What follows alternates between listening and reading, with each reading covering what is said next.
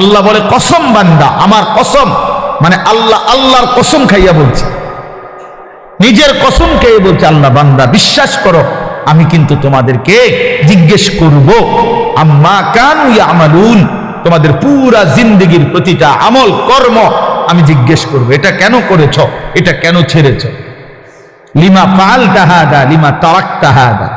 ফজরের নামাজ 1 বছর বান্দা 365 দিনে কোনোদিন ফজরের নামাজ পড়ো নাই, আমার বান্দা কেন ছেড়ে দিলা, কেন ছেড়ে দিলা, হ্যাঁ কেন ছেড়ে দিলা, কেন করলা, এতগুলো মিথ্যা কেন বললা, এত টাকা সুদ কেন খাইলা। সুম্মা লা তুসআলুন্না ইয়াওমাইদিন আনিন নাঈম, আল্লাহ তাআলা বলেন অবশ্যই তোমাদেরকে প্রতিটি নিয়ামত, আনিন নাঈম, আমি আল্লাহ প্রদত্ত প্রতিটা নিয়ামত সম্পর্কে জিজ্ঞেস করব। হাসি কান্না আনন্দ বেদনা, এই আসমান জমিন রোদ বৃষ্টি ক্ষেত ফুল ফল ফসল, স্ত্রী কন্যা জায়গা জমি হাত পাও দেহ অঙ্গ প্রত্যঙ্গ, এক এক লোকমা খাবার, এক এক ঢোক পানি, এমনকি প্রতিটা নিঃশ্বাস, আল্লাহর কসম আল্লাহ তাআলা জিজ্ঞেস করবে বান্দা আমার এক এক নিঃশ্বাসের হিসাব দাও, এক এক ঢোক পানির হিসাব। হাদিসের মধ্যে আছে নবী সাল্লাল্লাহু আলাইহি সাল্লাম একবার 3 দিন, ওনারা 3 জন, আবু বকর, ওমর এবং আমাদের নবী সাল্লাল্লাহু আলাইহি সাল্লাম 3 জনই ক্ষুধার্ত ছিলেন টানা 3 দিন। 3 দিন পরে এক সাহাবী আনসারী মদিনার এক সাহাবীর খেজুরের বাগানে গিয়ে 2-4টা খেজুর খাইছেন আর একটু পানি পান করছেন, 3 জন। তো নবী সাল্লাল্লাহু আলাইহি সাল্লাম তখন হযরতে ওমর রাদিয়াল্লাহু তাআলা আনহুকে বললেন, ওয়াল্লাহি লা তুসআলু আন হাযান নাঈম, ওমর আল্লাহর কসম, এই যে খেজুর আর পানি খাইলা এইটার ব্যাপারে হাসরের দিন তোমাকে আল্লাহ জিজ্ঞেস করবে, ওমর এটুকুর হক কি আদায় করছে। আজকের এই 3 দিন ক্ষুধার্ত থাকার পরের এই 1 ঢোক পানি আর এই 2টা খেজুরের হিসাব দিতে হবে। কিতাবে আছে হযরত ওমর রাদিয়াল্লাহু তাআলা আনহু অবাক হয়ে গেছেন, ইয়া রাসূলুল্লাহ কি বলে, ক্ষুধার্ত অবস্থায় 3 দিন পরে 2টা খেজুর খাইলাম আর একটু পানি পান করলাম, এটারও হিসাব দিতে হবে। আল্লাহ নবী বলেন, ওয়াল্লাহি লা তুসআলু, আল্লাহর কসম হিসাব দিতে, লা তুসআলু, জিজ্ঞেস করা। তাহলে এই পর্যন্ত 3 বেলা ভাত খাইছেন কয়দিন, মন মতো পানি পান করছেন কয়দিন, কত আইটেমের ফল ফলাদি খাইছেন কতদিন বলেন। একটা সময় ছোটবেলায় আমাদেরও তো মনে আছে, আজ থেকে 30 বছর আগে 25 বছর আগে 1 কেজি আঙ্গুর কেউ কোনো ঘরে কিনছে না, 1 পোয়া 8 পোয়া আঙ্গুর, অসুস্থ রোগী।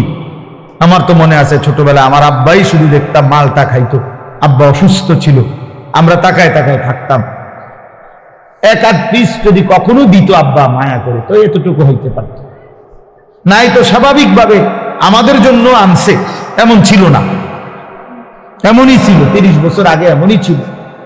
আঙ্গুর 100 গ্রাম 200 গ্রাম, হ্যাঁ হাসপাতালে রুগী, হাসপাতালে তো ওই রুগীর জন্য পথ্য হিসাবে 100 গ্রাম আঙ্গুর কি নিয়ে গেছে, এমন না? কি বলেন চাচারা, এটা তো ছিল।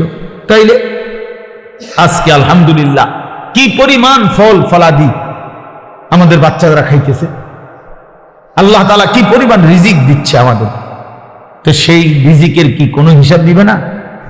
কথা বলেন না? তাহলে এই জন্য বাবা আল্লাহ তাআলার এটা ওয়াদা, আমরা যদি এটা না বুঝি আমাদেরই বোকামি হবে। তোমরা যারা কিশোর তরুণ ছেলে অনেকেই আছো, কোনোভাবেই বুঝতে চাচ্ছ না, তুমি মনেই করো না যে তোমার যে মানুষ, তুমি যে মুসলমান, এবং তোমার যে 14 বছরের পর থেকে তোমরা যারা বালেগ হয়েছে, অর্থাৎ যাদের উপরে গোসল ফরজ হয়েছে, যাদের বীর্যপাত হয়, গোসল ফরজ হয়, সেদিন থেকেই তোমার হিসাব পুরাপুরি 100 তোমার প্রতিটা নিঃশ্বাসের হিসাব উঠতেছে আমল নামার মধ্যে। তাহলে তোমাকে এই বালেগ হওয়ার পর থেকে প্রথম সেকেন্ড থেকে তোমার হিসাব দিতে হবে। একটা চোখের দৃষ্টি, কতবার নারী দেখছো, ছবি দেখছো, নর্তকী দেখেছো, উলঙ্গ ছবি দেখেছো, প্রত্যেকটা পলক নজরের হিসাব দিতে হবে আল্লাহর কাছে। আল্লাহর কাছে প্রতিটা হাত পায়ের অঙ্গের নড়া চড়ার হিসাব আল্লাহ তাআলার কাছে দিতে হবে। আমাদের 16 বছর 18 20 25 বছরের ছেলে পেলে সে মনেই করে না কিছু, যে সে যে একটা মানুষ, সে যে একটা মুসলমান, সে যে আখেরাত আছে, আল্লাহ আছে, রসুল আছে, কোরআন আছে, কিচ্ছু বুঝে না, কিছুই বুঝে না। কি করে, কেন হাসে, কেন কাঁদে, কেন ঘুরতে আসে, কি করতে আসে, কি করে চুল, কি করে জামা, কি করতেছে, কার লগে আড্ডা দেয়, কেন আড্ডা দেয়, এত ছবি কেন উঠায়, এত ভিডিও কেন করে, কারে দেখাস বেটা, কে দেখে তোর এগুলা, কে দেখে, কার পাগলামি কে দেখে? নিজেই মোটর সাইকেল চালায় জোরে, আবার এটা নিজেরটাই নিজের সামনে ভিডিও লাগাই, এটা ভিডিও করে, এটা আবার ফেসবুকে দিল, মানুষের বাকি কিছু পাগলে চাইলো, এই পাগলের পাগলামি। আহা, এটা কথা হইল? মোটর সাইকেল চালানিও ভিডিও করতে হয়, সাইকেল চালানিও, পেশাব পায়খানাও তো ভিডিও করা উচিত, রোডা বদনাও তো ভিডিও করা উচিত। আহা, এত ফালতু একজন সুস্থ স্বাভাবিক মানুষের জীবন হতে পারে না, যাকে আল্লাহ তাআলা ন্যূনতম আকল দিয়েছেন। হ্যাঁ, কাউকে আল্লাহ তাআলা যখন লানত হয়, আমি এই জন্য তাই বলি, কারো উপরে যখন আল্লাহর লানত বর্ষণ হয়, তো আল্লাহ তাআলা তার স্বাভাবিক আকল সরায় দেয়। আদাল্লাহুল্লাহু আলা ইলমি, আল্লাহ তাকে তখন পথভ্রষ্ট করে দেয়। ওয়া খাতামা আলা সামঈহি ওয়া কলবি, আল্লাহ তাআলা তার কানে এবং অন্তরে মোহর মেরে দেয়। ওয়া জাআলা আলা বাসারিহি গিশাওয়া, আল্লাহ তার চোখের সামনে পর্দা ফেলে দেয়, ফলে আর সে কিছুই শোনে না, কিছুই বোঝে না, কারণ দিল তো বন্ধ, কানও বন্ধ, চোখও বন্ধ, আবদ্ধ। সে আর আলোর রাস্তা, হেদায়েতের রাস্তা দেখবে কোত্থেকে? সে জান্নাতের রাস্তা দেখবে কোত্থেকে? সে ডানে বামে যেদিকে তাকায় তখন নারী দেখে, ছবি দেখে। সে যখনই হাঁটে চলে তো ছাতের কিছু অসৎ বন্ধু, চরিত্রহীন কিছু লম্পট, এগুলো সারাক্ষণ কোনো মেয়ের কথা, নারীর কথা, উলঙ্গ কথা, অশ্লীল কথা, গালি গালাজ, একটা আরেকটারে লাথি মারে, একটা আরেকটারে ধাক্কা মারে, একটা আরেকটারে যাইতে ধরে। হ্যাঁ, এই নাহলে বিশ্রী কুকুর বিড়ালও যে কথা বলে না, জন্তু জানোয়ারও যে কথা বলে না, এমন হাইওয়ান জানোয়ারের মতো কথাবার্তা বলে। নারী, ছবি, অশ্লীল উলঙ্গপনা, অশালীন অঙ্গভঙ্গি, খালাস। এভাবেই দিন শেষ, বাদ কতগুলো খাইছে, আবার জানোয়ার ঘুমায় গেছে, ভোর হইলে আবার জানোয়ার উঠছে। না এশার নামাজ, না ফজরের নামাজ, না জোহরের নামাজ, না আসরের নামাজ, কোন নামাজের কোনো খবরই নাই। কারণ জানোয়ারের আবার নামাজ কি, কুকুরের আবার নামাজ কি, শুকরের আবার নামাজ কি, কুত্তা বিলের আবার নামাজ কি, জন্তু জানোয়ারের আবার সিজদা কি? বুঝেন নাই কথা? অত সিদ্ধান্ত নিছে যে আমি মানুষ হব না, আমি হব জানোয়ার, আমি হব কুকুর বিড়াল, আমি হব রাস্তার পশু। অতএব রাস্তার পশুর যেমন কোনো আল্লাহ নাই, বন্দিগি নাই, ইবাদত নাই, আমারও নাই, আমারও না, আমারও না। এই জন্য ছেলেরা, বাবারা, ছেলেদের দায়িত্ব তোমরা নিজেকে নিয়ে ভাবা, কি করছো? বাবাদের দায়িত্ব আপনাদের ভাবা, আপনারা আপনাদের সন্তান গড়তেছেন নাকি কি করতেছেন? সন্তানরে কি করলেন? আপনি তো সংসার করছেন কইলেন, আমি তো সব সময় প্রতিদিন বলি যে সংসার বলতে কি বুঝলেন? আপনি যে কইলেন আমি আজকে 30 বছর সংসার করলাম, কিটা? খাট পালং সোফা ফার্নিচারেরই সংসার কয় না বউ বাচ্চারে কয় সংসার? একটা মানুষ যদি বলে যে আমি পরিবার নিয়ে এনে বেড়াইতে আইছি, তো পরিবার নিয়ে বেড়াইতে আইলে এ কথা বললে তার মানে খাট সোফা টোফা বেটার ঘরের ফার্নিচার এটি লই আইছে বেড়াইতে, নাকি কি কি নিয়ে আইছে?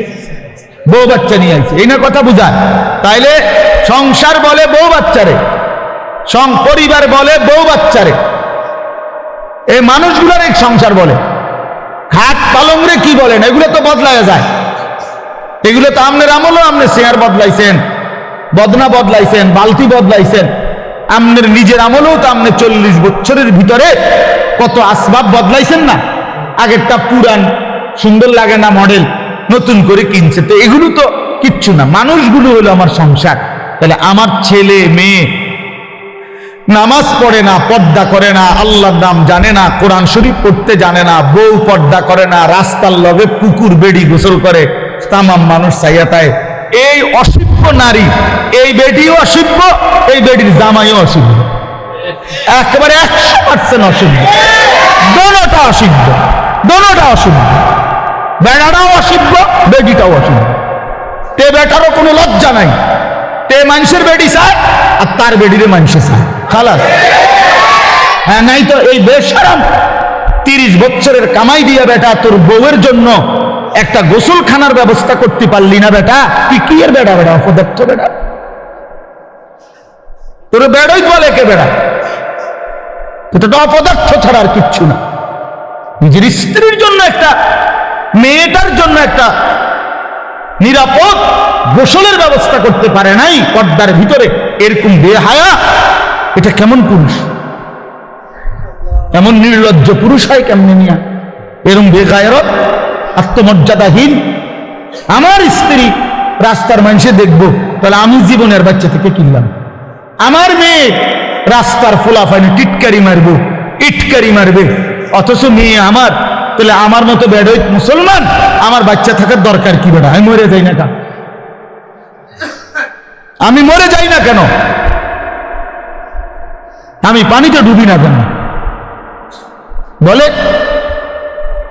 এই জন্য বাবাদেরকে বলি, ইনসাফের সাথে বলে, ইনসাফের সাথে না কইলেই কইব ওই হুজুর শুনে না, ওনার এই যুগ নাই।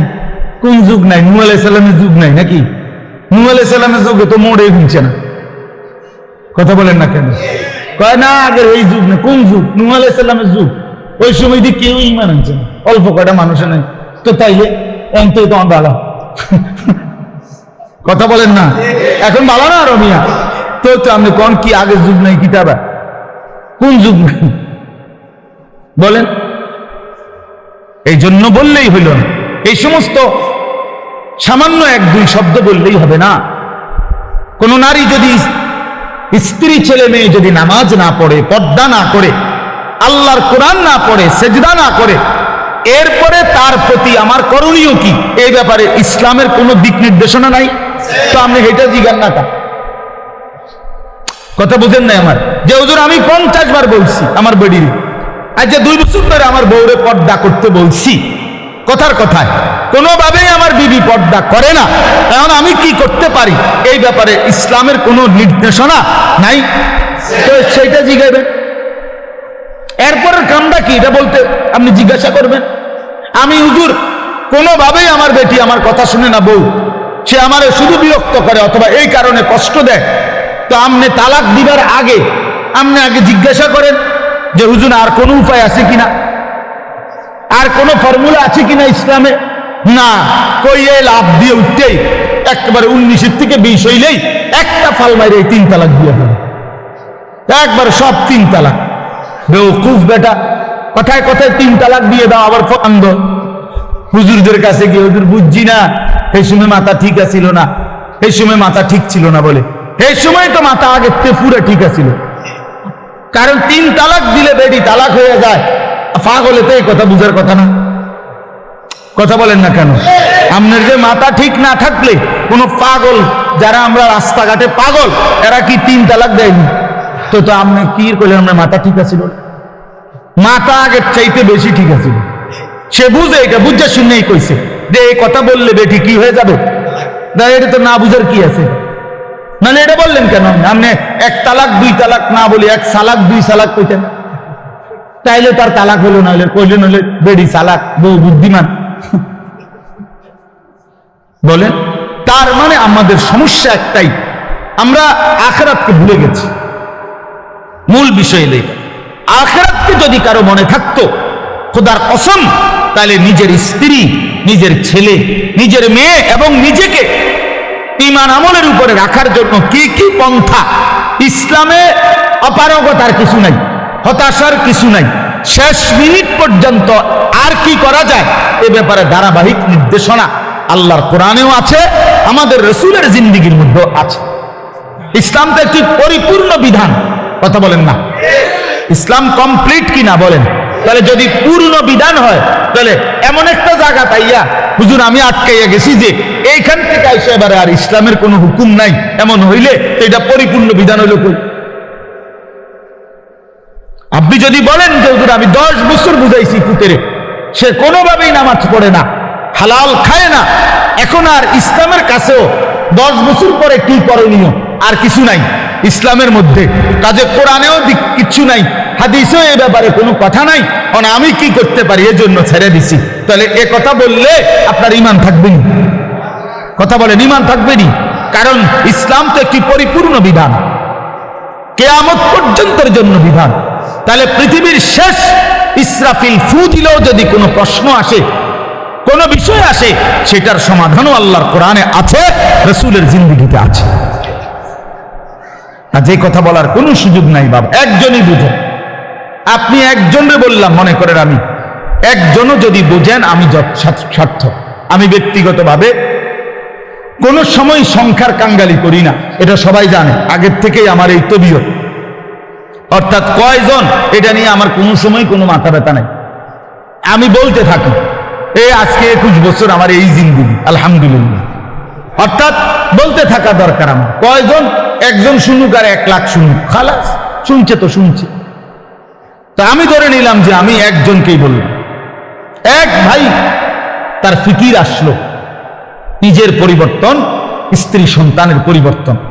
প্রিয় বাপ, প্রিয় ভাই, এটা এই এক কথাটাই মনে রাখেন, নিজের সংশোধন, নিজের স্ত্রী সন্তানের সংশোধন, ঈমান আমল, আখিরাত, স্ত্রী বউ বাচ্চা এবং নিজের ওযু গোসল নামাজ রোজা, হালাল হারাম পাক না পাক, খোদার কসম এইটা নজর রাখা, এটাকে 1 নাম্বার প্রায়োরিটি, প্রাধান্য দেওয়া, এটাই মুমিনের পরিচয়, এটাই মুমিনের ডিউটি। আমার বউ বাচ্চার নামাজ আগে, বাদ পরে। আমার বউ বাচ্চার পর্দা আগে, এরপরে দুনিয়া।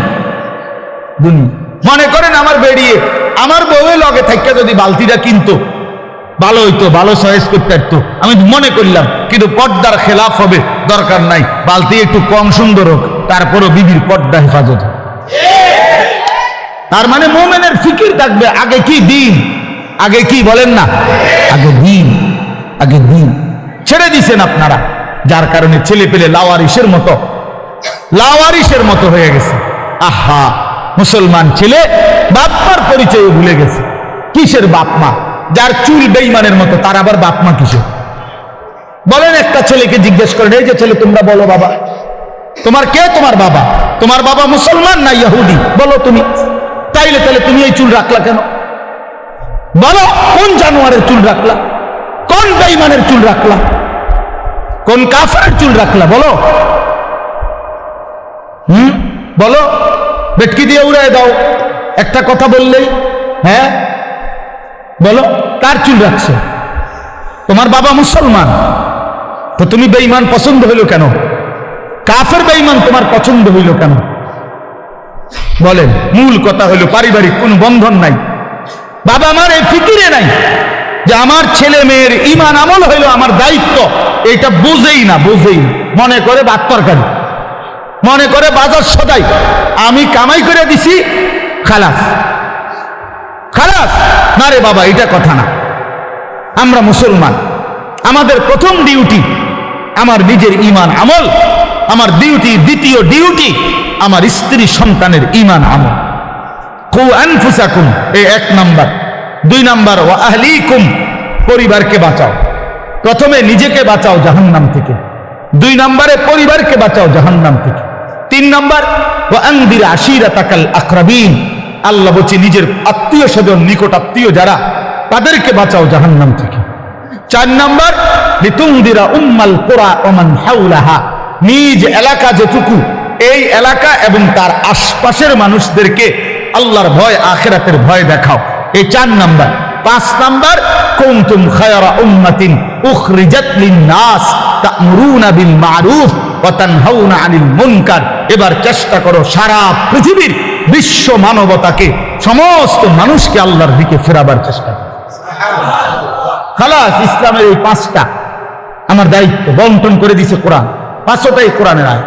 1 নাম্বার নিজেকে বাঁচাও, 2 নাম্বার বউ বাচ্চাকে বাঁচাও, 3 নাম্বার আত্মীয় স্বজনকে বাঁচাও, 4 নাম্বারে নিজ গ্রাম মহল্লা এবং আশপাশের মানুষকে বাঁচাও, 5 নাম্বার সারা পৃথিবীর মানুষের ফিকির করো, সারা পৃথিবীকে বাঁচাবার চেষ্টা করো, সারা উম্মতে মুসলিমাকে বাঁচাবার চেষ্টা করো। আল্লাহ নবী সাল্লাল্লাহু আলাইহি সাল্লাম ফজরের নামাজের ওয়াক্ত হলে মা ফাতেমার ঘরে নেই, ওনার ঘরের কামরায় গিয়ে ওনারে উঠাইতেন। ফজরের ওয়াক্ত নবী সাল্লাল্লাহু আলাইহি সাল্লামের চাচা আব্বাস ওনারে গিয়ে উঠাইতেন। নবীজির ফুফি সাফিয়া, ফুফু আর কি, ফুফু ওনারে গিয়ে উঠাইতেন আর ডাক দিয়ে বলতেন, আনকিজি নাফসাকা মিনান নার, হে চাচা, হে ফুফি, জাহান্নামের আগুন থেকে নিজেকে বাঁচান। ফাইন্নী লা উগনি আনকি মিনাল্লাহি শাইআ, বলতেন ফুফু, চাচা, আল্লাহর কসম।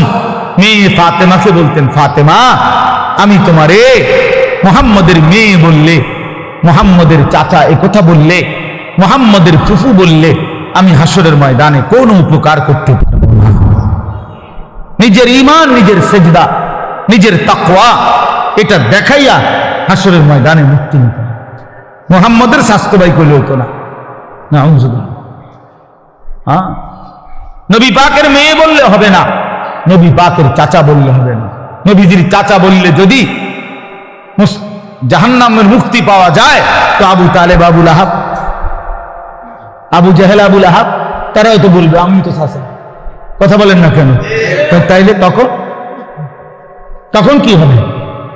এজন্য নবী বলছেন, না না, আত্মীয়তার পরিচয় হবে না, ঈমান আমলের পরিচয়। ফাইযা নুফিখা ফিস-সূর ফালা আনসাবা বাইনাহুম ইয়াওমাইদিন, আল্লাহ বলেন হাসরের মাঠ যখন কায়েম হবে, কেউ কাউকে কোনো আত্মীয়তার নসব মানে কি? আত্মীয়তা, বংশের কোনো পরিচয় হবে না। ওয়ালা ইয়াতাসাআলুন, কেউ কাউকে ভালো মন্দ জিজ্ঞেসও করবে না। ভাইজান কোনো কষ্ট হইতেছে কিনা চাচা, বসতে কোনো অসুবিধা হইতেছে? না না, এখানে কথা কই না, হাসরের ময়দানে। বুঝেন নাই? এখনো না আমরা জিগাই যে ভাই সাহেব কোনো একটু আরামসে বসেন, বা ওনার একটা চেয়ার দেন, ঠিক আছে না চাচা যান, মুরব্বী, ওনার একটু আগে বাইর হইতে দেন, ওনার আমরা এরকম বলি কি না বলে? তো আল্লাহ তাআলা বলেন কিয়ামতের দিন ওয়ালা ইয়াতাসাআলুন, কেউ কাউকে একটু শব্দ জিজ্ঞেস করবে না যে কষ্ট হচ্ছে কিনা।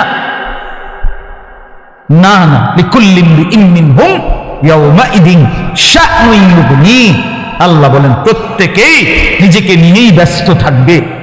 ইয়াওয়াদ্দুল মুজরিমু লাউ ইয়াফতাদি মিন আযাবি ইয়াওমাইদিন বিবানি ওয়া সাহিবাতিহি ওয়া আখিহি ওয়া ফাসিলাতিহি আল্লাতী তুযি ওয়া মান ফিল আরদি জামিআ সুম্মা ইউনজি। বড় সাংঘাতিক আয়াত এটা। আল্লাহ বলে প্রত্যেকটা নাফরমান পাপী জাহান্নামী কিয়ামতের দিন আল্লাহকে বলবে, আল্লাহ আজকে এই হাসরের ময়দানে আপনি আমার ভাই, আমার স্ত্রী, আমার সন্তান, আমার মহল্লাবাসী, এমনকি গোটা পৃথিবীবাসীকে জাহান্নামে দিয়ে দেন, তবুও আমারে বাঁচায় দেন। ওয়ামান ফিল আরদি জামিআ, প্রয়োজনে জমিনের সমস্ত মানুষকে জাহান্নামে দেন, সুম্মা ইউনজি, তবুও আমারে বাঁচিয়ে দেন। এমন আগুন আমি সইতে পারবো না মাওলা। কারণ কোরআন শরীফে আছে যে সরাসরি হাসরবাসী আখিরাতে হাসরের মাঠে ফেরেশতারা জাহান্নামকে টেনে আনবে। ওয়াজিআ ইয়াওমাইদিন বিজাহান্নাম, জাহান্নামকে 2 চোখে দেখবে মানুষ। এই দেখেই তখন প্রতিটা নাফরমান বলবে, মাওলা এমন ভয়ানক আগুন যেটা ধাউ ধাউ করে জ্বলতেছে, তীব্র জাহান্নামের গর্জন, টকবক করতেছে আগুন। আল্লাহর নবী বলবেন জাহান্নামের বিকট গর্জনে গোটা হাসরের ময়দানের ইমানদার নাফরমান, আরে নবী, আউলিয়া, সিদ্দিক পর্যন্ত চিৎকার দিয়া বলবে, ইয়া রব্বি নফসি নফসি। জিব্রাইলের মতো সাহাবী ফেরেশতাদের কোনো গুণই নাই, চিন্তাও নাই। সেই জিব্রাইলের মতো ফেরেশতা হাদিসে আছে হাসরের ময়দানে জাহান্নামের দিকে তাকাইয়া মাটির মধ্যে নিজের হাত বাইরে হাত বাড়ি দিতে দিতে করতে বলবে, ইয়া রব্বি সাল্লিম সাল্লিম, আয় মাওলা আমারে বাঁচান, আমারে বাঁচান, আমারে বাঁচান, আমাকে। আল্লাহ তাআলা বলেন কাল্লা, কিন্তু আল্লাহ বলে কখনোই না। ইন্নাহা লাযা, রব্বুল আলামিন বলেন এটা জ্বলন্ত ধাউ ধাউ করে প্রজ্বলিত আগুন, নাজ্জাতাল লিশ-শাওয়া। রব্বুল আলামিন বলেন ফরমান এই মুহূর্তে জাহান্নামের আগুনে ফেলা হবে, প্রথম সেকেন্ডেই, প্রথম মিনিটেই নাজ্জাতাল লিশ-শাওয়া, সারা দেহের গোশত চামড়া হাড্ডি প্রথম মিনিটেই, এক সেকেন্ডেই একদম জ্বলে ভুনা হয়ে যাবে। নাজ্জাতান এটা মাশভি মানে ফ্রাই ফ্রাই ফ্রাই হয়ে যাবে, ভুনা হয়ে যাবে, ভুনা এক মিনিটেই ভুনা হয়ে যাবে। নারুল্লাহিল মুকাদা আল্লাতী তাত্তালিউ আলাল আফইদা। আল্লাহ বলে বান্দা জাহান্নামের আগুন মনে রেখো আমি আল্লাহর জ্বালানো আগুন। এই আগুন তো আমি জ্বালাইছি। কে জ্বালাইছি? এই আগুন আমি আল্লাহর জ্বালানো আগুন। দুনিয়ার তোমরা লাকড়ি জমা করে তোমরা আগুন জ্বালাইছো এমন না, জাহান্নামের আগুন আমি আল্লাহর, নারুল্লাহিল মুকাদা, আমি আল্লাহর প্রজ্বলিত আগুন। অতএব আমার এই আগুনে যখন ফেলা হবে, আল্লাতী তাত্তালিউ আলাল আফইদা, দুনিয়ার আগুন যখন কারো দেহের মধ্যে লাগে, ছুটাছুটি করে কিংবা পানি দিয়ে যে কোনো ভাবে যদি রক্ষা করা যায়, তাইলে হয়তো হাত পুড়ে গেছে বাকিটা বাইচা গেছে, পাও পুড়ে গেছে বাকিটা বাইচা গেছে, এমন হয় কিনা? তো রব্বুল আলামিন বলেন জাহান্নামের আগুনে যখন ফেলবে, আমার এই প্রজ্বলিত আগুন ফেলতেই প্রথম মিনিটেই বান্দা তোমার সারা দেহ এমনকি তোমার কলিজা সুদ্ধা প্রথম মিনিটেই জ্বালায় ফেলবে। একই সাথে একই মুহূর্তে বাহির এবং ভিতরের কলিজাটা সুদ্ধা ভুনা করে ফেলবে। আল্লাতী তাত্তালিউ আলাল আফইদা, আফইদা। কি মনে করছো নওজোয়ান?